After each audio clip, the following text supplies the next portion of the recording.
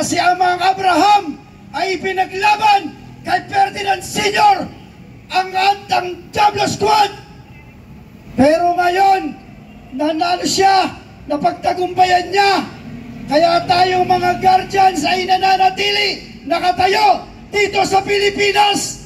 Ngayon natin simulan ang pakikibaka para sa ating mga anak, para sa ating mga kaapu-apuhan. Hahayaan na lang po ba natin na kunin nila ang kaban ng bayan?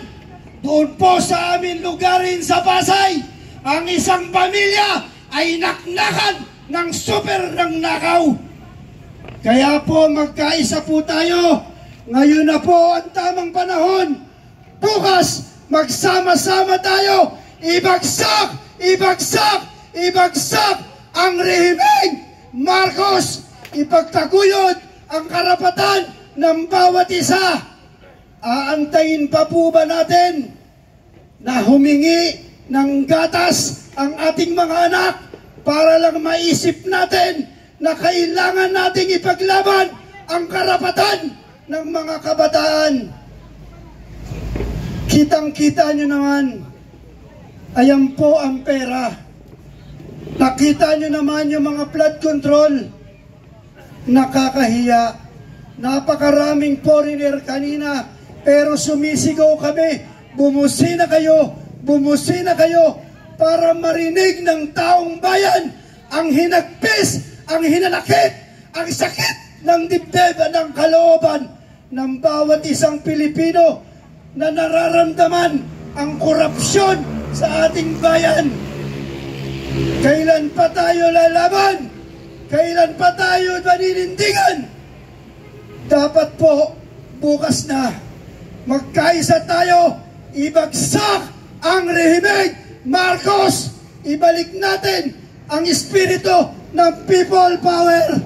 Dahil ito lamang po ang tanging paraan para ibagsak ang ganyang klaseng administrasyon. Kami po sa Guardians, ayaw po sana namin makahalo dahil ang aming pong aim ay ipagtanggol ang bayan. Ngunit alam po natin na baluktot na, sagad-sagad na ang kanilang pagnanakaw sa ating bayan. Simpleng pagnanakaw, snatcher, kulong. Pero itong mga to, bilyong-bilyong piso, kailangan pang imbestigahan. Kitang-kita naman, may ebidensya, may testigo, pero walang maipakulong. Lihis ng lihis sa usapan para wag silang makulong. Natatawa nga po ako, minsan nakapost sa Facebook, ang sabi doon, buti pa si Congressman Saldico, 6 ang chopper, ay jet, pero yung ating naval base, walang pang-responde ng helicopter. Di po ba nakakainis? Sila-sila na lang ang nakikinabang sa kaban ng bayan. Bumili ka ng tuyo, dati 4 na piraso, 10 piso. Ngayon 2 piso, 2 tuyo, 10 piso.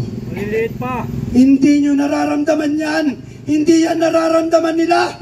Tayong mahihirap ang nakakaramdam yan. Bakit hindi tayo magsama-sama? Ngayon natin ipakita ang tunay na kapangyarihan ng taong bayan. Dahil tayo naman ang nagluklok niyan, maraming nagsalita, merong nagsalita na sila pa ay sumuporta sa tao na yan. Ganon din po tayo. Sinuportahan po natin yan dahil naniniwala po tayo na mapapaganda niya ang gobyerno ng Pilipinas. Pero nasaan po tayo ngayon? Nasaan po tayo ngayon? Nasa kahihiyan, tambak ng kahihiyan. Hindi makatingin sa kapwa nating tao, lalong-lalo na sa mga politiko. Dahil sobra na ang pagnanakaw nila sa kaban ng bayan. Sana po maintindihan natin kung bakit tayo gumagawa ng ganitong pagkakataon para marinig ng sambayanan ang sigaw ng taong bayan na naghihinakbot sa sobrang sama ng loob. Magsama-sama po tayo para mapagtagumpayan po natin ang ating kahilingan na pababain ang lahat ng korap na opisyalis ng ating gobyerno. Maraming salamat po.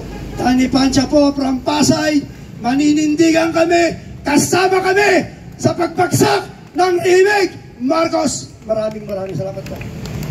Okay, maraming salamat po, Kuya Pancha. Ngayon po, may nais lang po akong klaruhin.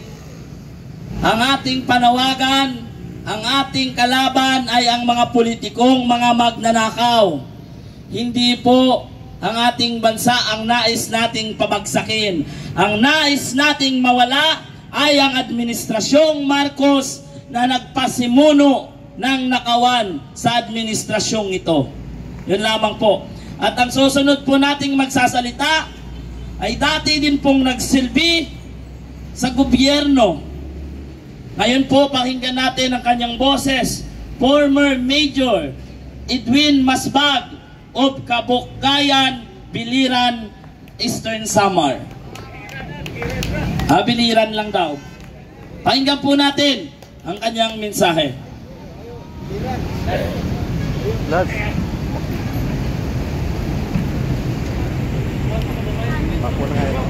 Good evening everybody.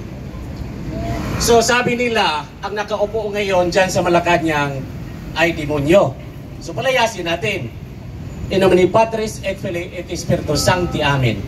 Credentium Patrim omnipotensum creatorem celebratem isum Christum filium ies globalum nostrum qui consubstantiis Spiritus Sancto nato six Marvirgini passus sub inspirato crucifixus mortus et sepultus descendat infernos tertiary resurrexit amortuis ascendit ad in cielo sidit ad Patris repetentes and diventus sedicari vivos et mortus creditis Spiritum Sanctum Santam Ecclesiam Catholicam Sanctorum Communionem Remissionem Peccatorum Carnis Resurrectionem Vitam Aeternam. Amen. Sancti Michael Arcangeli defendinos in prelio contra nequitiam insidias devolistis persidium imperat elegius sopresis de pecamortuci principes milicis illicis satanam onosicus spiritus malignos quod perditionem animarum perbrigantur mundo divina virtute infernum detrudi. Amen. Cor Isus sacratissimo misere nobis, cor Isus sacratissimo misere nobis, cor Isus sacratissimo misere nobis. Amen. Pater noster quis in cieli sanctificetur nomen tuum ad vignat regnum tuum biat voluntas tua sicut in cielo et in terra panem nostrum quotidianum da nobis hodie et dimitte nobis dimitte nostra dimitte itnos dimiteroris nostris et nimus lucas in tentationem sit liberanos amalo. Amen. Ave Maria gratia plena Dominus tecum benedicta tu in mulieribus et benedictus fructus ventris Jesus. Sancta Maria Mater Dei, ora pro nobis peccatoribus nunc et in hora mortis nostri. Amen. Gloria Patri et Filio et Spiritui Sancto sicut erat in principio et nunc et semper et in saecula saeculorum. Amen. Mga kababayan, nandito po tayo ngayon sa Raha Sulaiman. Siya po ay apo ni Raha Gambang na anak ni Raha Alon. Ako po ay si Masbang galing sa Visayas.